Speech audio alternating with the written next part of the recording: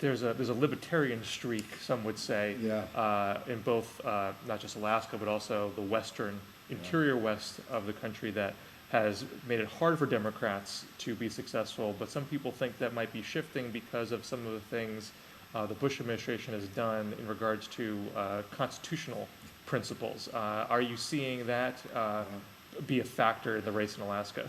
I do, and I see it because what's happened over the last 2 or 3 years, the Bush administration has peeled away constitutional rights based on their own desires. You know, they kind of nitpick a little bit, that like here, take a little bit here.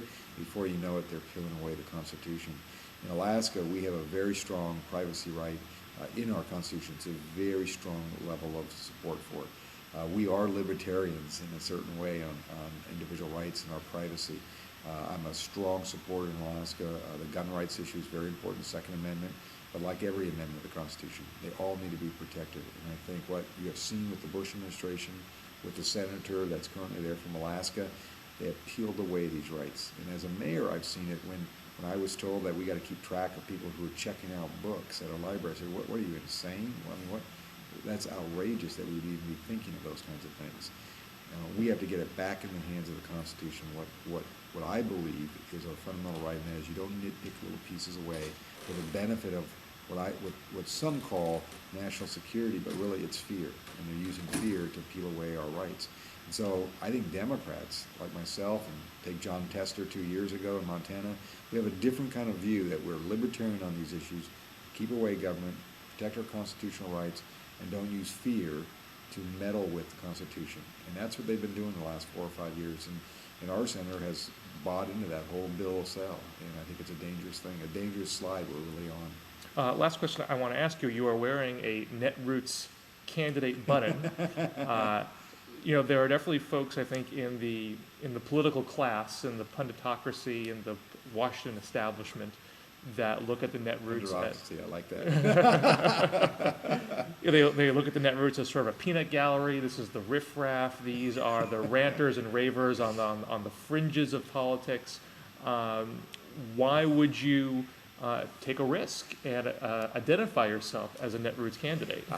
I don't think it's a risk, and I'm one of, for example, our daily newspaper in Anchorage, I get on there and blog when I see an article and they say something and someone says something about me, I get on there and blog. I'm one of the only politicians that does that.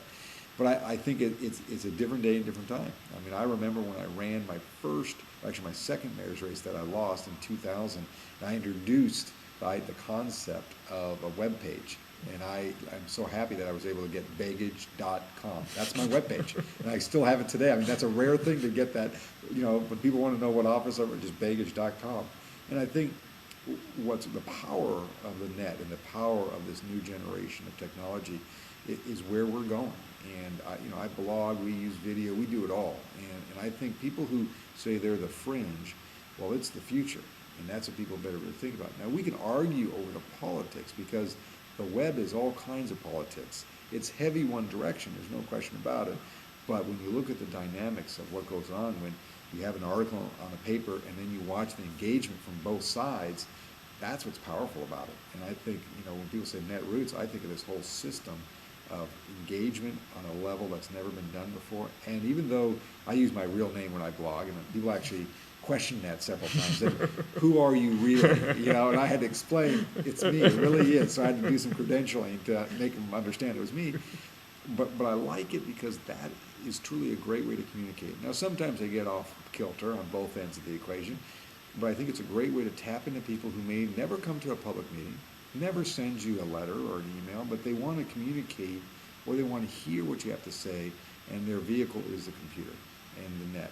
And so I have no problem in being one of the candidates, and also because the Netrooters are people interested in the constitutional right, preserving our Constitution, which everyone should be in this country. There should be no question about that issue. But it's the folks on the net that have been the biggest fighters for that and have made an impact. They've made people think about that more than ever before this election cycle compared to 2 years ago.